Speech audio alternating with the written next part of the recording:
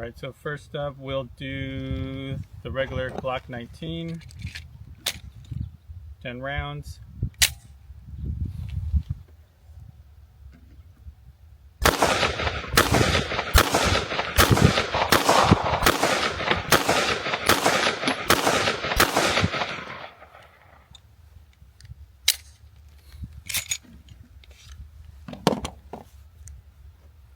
And then we've got the brand new out the box, never been fired.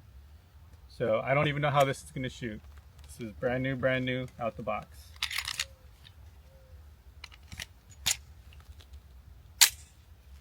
Let's see.